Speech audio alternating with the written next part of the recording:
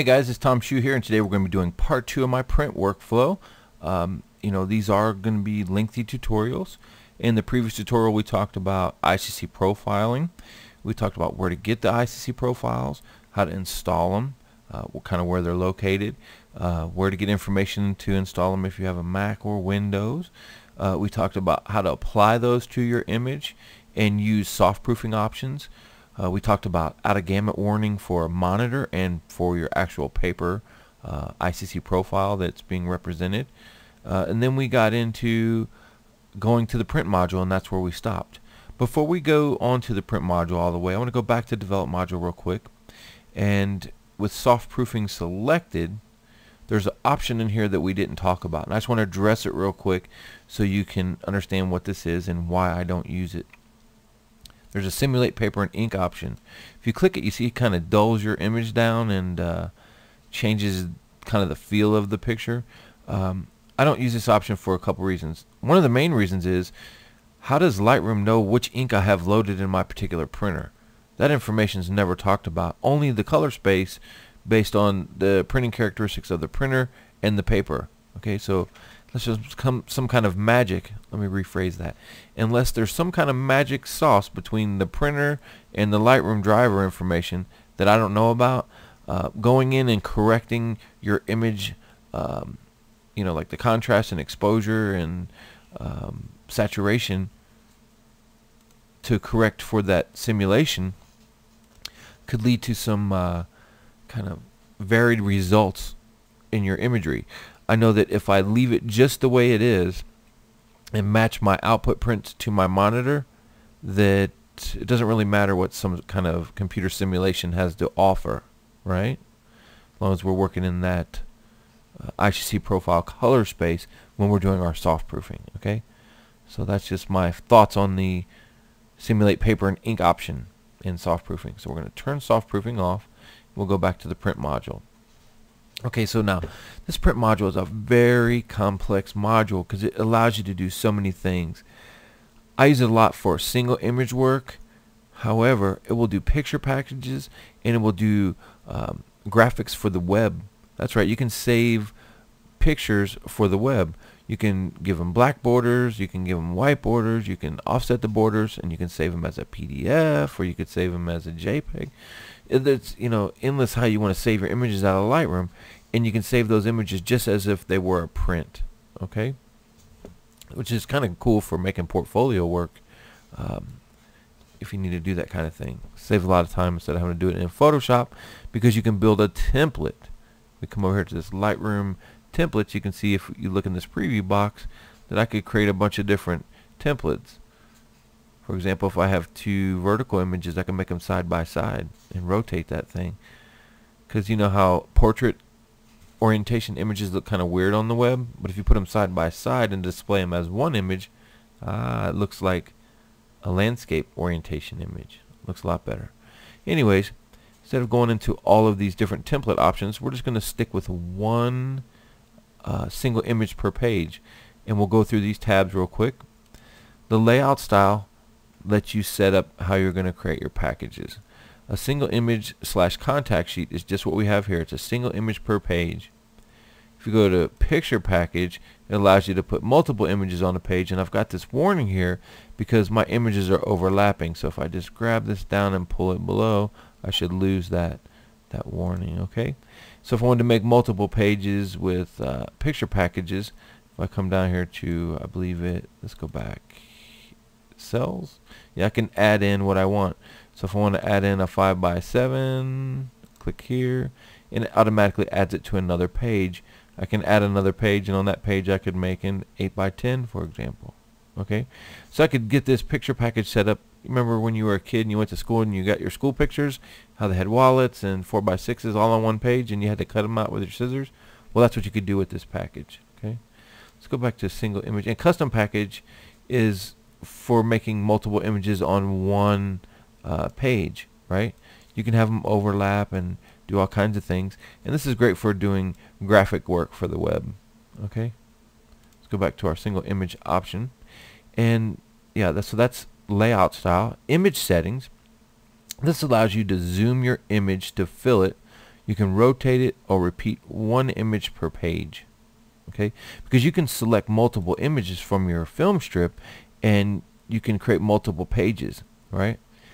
So there's a couple things that you want to do before you get started, and before we continue on this road of defining each one of these tabs, is you always want to determine what it is your paper size is going to be and set that up.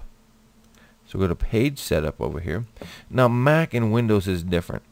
Mac will give you two different settings here. One will be for printer options and one will be for paper or page or something like this. Since I don't work on a Mac, I don't have that, but just know that all the information is the same similarly, it's just laid out different. Since we're working on Windows, we're going to do page setup and we're going to choose what kind of paper we're going to be using. Now there's a whole bunch of different ways you can do this. You can do a banner, which I have a roller feed in the back, or I can load in the front loading here for fine art or poster boards or canvases and things like this. But for this particular portion of the tutorial, we're going to stick with the sheet option and 8x10, and we want it to be in landscape. So we can set it for portrait or landscape, and you can see how that A gives you that orientation. We're going to click OK, and now we've got our page set up the way we want. Now if you look at this image, it was captured with a full frame Canon sensor, which is a 3:2 aspect ratio.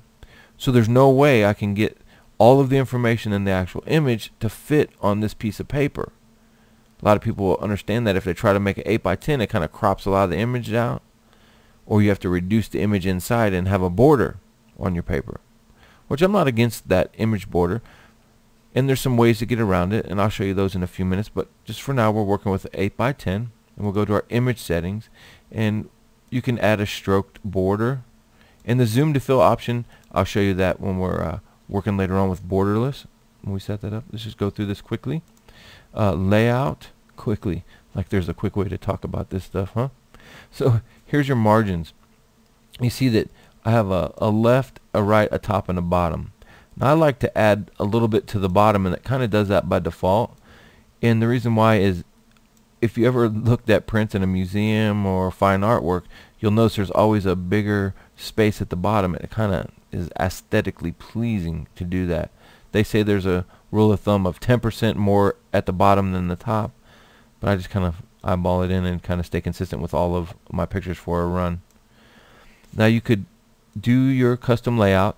If you set up your page to be a bunch of different cells, you can at the end save this as a template, and we'll do that, but we'll do it with a single image. The reason why you can't see all these extra lines is we've got an options grayed out, which are these guides. If we click show guides, you could throw rulers up, and one of the cool things about the rulers is if you hover your image from a left to right standpoint or an up and down standpoint, you can see where the actual image meets on the ruler. So right here we can see we're like 1 1/8 inch over, and if we come down here we can see right at the edge we're like 1 1/8 or something like that. On the edge you get these little yellow lines. Page bleed is basically the margins that are set by your printer manufacturer that you can't change. Okay, so Epson and Canon have come in and they said, this is on a full-size print, this is the area that has to be a margin from the edge of your actual image and the paper, and that's something you can't change. Margins and gutter are something that if you're going to do print with text, for example, for a magazine, and you need to have a 2-inch gutter, which would be this space here for text, this would make sure you have your image in the right spot on the page to ensure you have enough room for text in that area. And image cells just shows you the actual area in which the image could fill based on the image you have selected. And dimensions, it shows you what the image is. Now it's saying right now, based on my cell size that I haven't defined yet, that we got 7.4 by 4.9 at 774 ppi. 774, that's a lot of pixels per inch. And the reason why it's 774 is because Lightroom is choosing by automatic selection what the pixel count should be based on this particular print and image size and resolution of the captured file to give you a nice sharp print, right? So Lightroom is really smart about that. Whereas if you're printing with a lab, you have to define what your PPI, or if you're going to the web, you want to be at 72 PPI. Yeah, so Lightroom automatically does that unless you override it. Let's go down here to page real quick. This page color lets you change the color, say for black, say if you're doing something for the web or building a gallery.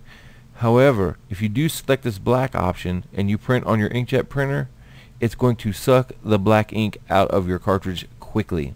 Okay, so you want to leave this as white, and wherever it's white is going to be your paper base, and there won't be any ink. Okay, so leave that as white if you're printing at home. Okay, you can add an identity plate, and you can override the colors of this identity plate if you're using a text base. This happens to be a PNG, so it supports transparency, but it's actually like a photograph, an image with my logo on it, and I can resize it however I want, and I can change opacity. If you want to change that, you can create a new one, or you can, grab one, say Lightroom by default, and say I can override the color by this one and change it to whatever I want. So I can be a gray or white. I can change the colors. It could be blue or red, whatever I want by overriding the color. I can change opacity, and I can scale it down, whatever I want. Okay. We're not going to be doing identity plates right now, but that's what you do. Watermarking, that's kind of self-explanatory. Page options. When you're doing, say, a contact sheet and you want people to pick their images off a contact sheet, because that's kind of the normal way you do it, is you make prints and you let them make a selection. It's good to know which image they're actually selecting instead of just having a picture on a sheet with 50 pictures on it, for example. So if you go to page options, you can add crop marks, so when you're trimming the images off, you have a guide to go by. You can give some parameters that this is to be the color space, the printer that was used, any kind of sharpening, page numbers if you have multiple pages is there, and then you can add the photo information. This happens to be the file name, but you could change it to a date, or you could change it to whatever you want. You can also change the size of this by changing the font, okay? But whenever you change this font size, it does change kind of the crop on the image, so beware of that. Okay, we're going to turn that stuff off. Go down here to print job, and this is where you get into your print resolution.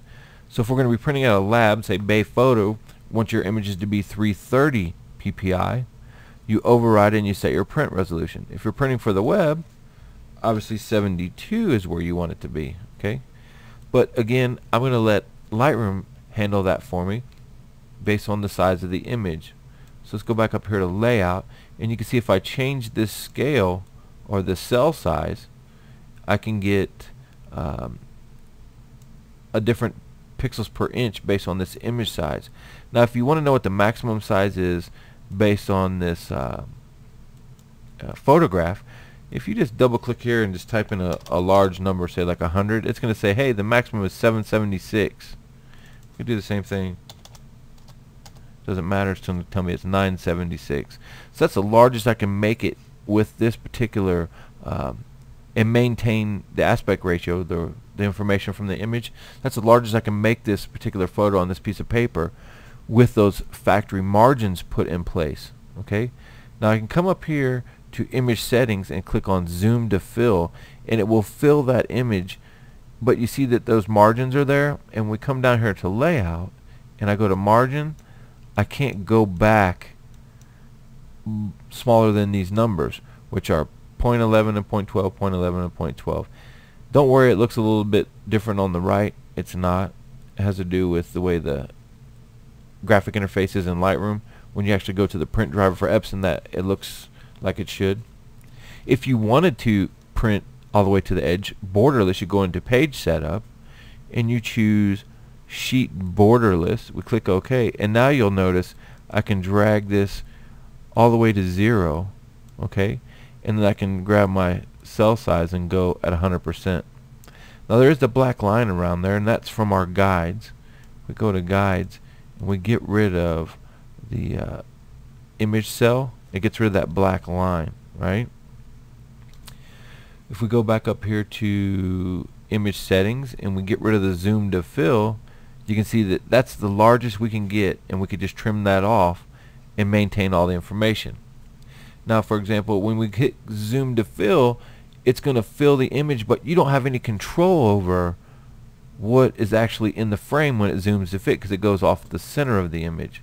Let's undo that real quick, and let's go to the develop module. All right, I'm going to turn off, make sure soft proofing is turned off here, and I'm going to right click, and I'm going to create a virtual copy just for this tutorial, and I'm going to go in here to my crop tool, and since I know my paper is 8 by 10 and I want to be have the proper aspect ratio for my image, I'm going to make that 8 by 10, and now I can choose exactly what information is going in the print.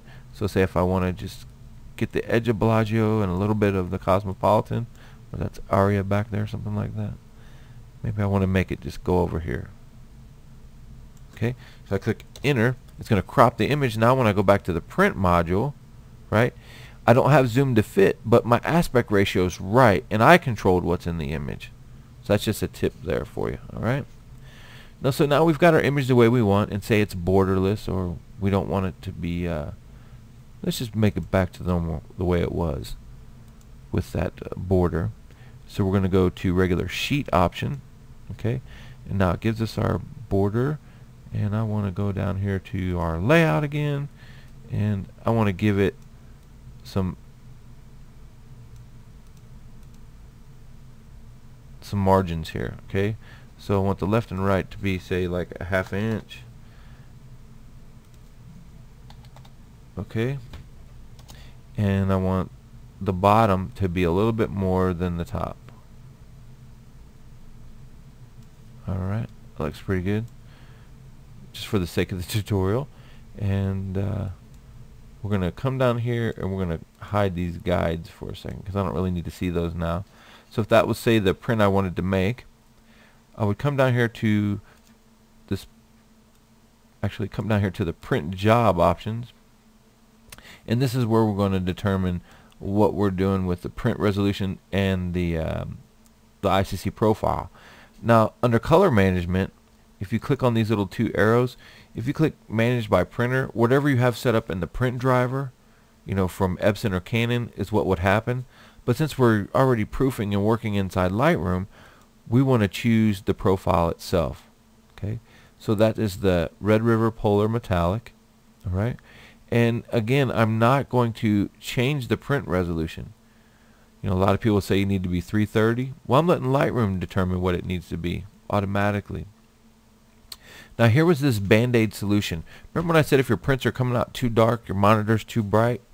Well, Lightroom, what they did is they made it kind of easier for people to fix that problem where their prints are too dark, is they've got this print brightness adjustment. So what you do is you'd grab some 4x6 paper, whatever your smallest paper is, and you make a print, and then if it doesn't match your monitor, you kind of hold it up to the side, and then you make a move on this brightness adjustment. You make another print, and you hold that up. If it's still too dark, you make another one. You know, it's kind of a Band-Aid, right? In theory, you should be able to just leave that brightness adjustment in all of your prints, since you're working in Lightroom, and your monitor stuff doesn't change, your profiling won't change. All of them should match. But to me, you should have your workflow set up to where you don't need to override anything. What you see is what you get based on a properly profiled and calibrated system, right? We're not going to override anything.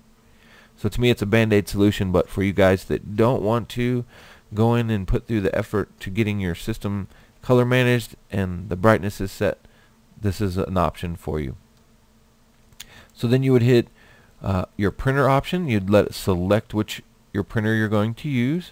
Okay, and this is where it was a little different for the the Mac versus Windows. With the Mac, it has your page setup and your printer options in two separate tabs over here, where here you have your printer options over here on the right. So I have a Canon printer, and I'm going to use the Epson R3000. We click OK, and here's, if you're going to let the printer manage the color, this is how you would set everything up. You know, I'm going to do max quality, the color space is going to be Adobe RGB, or whatever the case may be, and you set all of your settings up for the way you want, and then you click OK. That would be in your properties, and this is called your print driver, and that was the Epson print driver. So we click OK after we've got our printer options set, and we click print. Now I've got preview set up to where it's going to show me. Actually, let's stop this real quick. I'm going to go back into the print driver real quick. Let me just hide this. I'm going to go page setup, and I'm going to go to properties. It's trying to print a page, and I actually wanted to go to a preview first. So I'm going to go to properties, and I'm going to go to print preview, okay? And I'm going to click OK. I'm going to click OK again. And now when I click print, when it exports the file, it should show me a preview, and there it is, of what's going to happen. Now don't let the color fool you. The colors are showing you based on if Epson was doing it. What I use this for is to make sure that my margins and the edge space is correct. Because if it shows you there's a gap on the edge, it's going to print a gap on the edge, believe me. So don't worry about the color, just worry about your edge gap. And then when you're done, you just say click print file, and you're good to go, which would be right here. I'd click print, and it would print out on the printer. Do I want to continue? Yes, I want to continue closing that.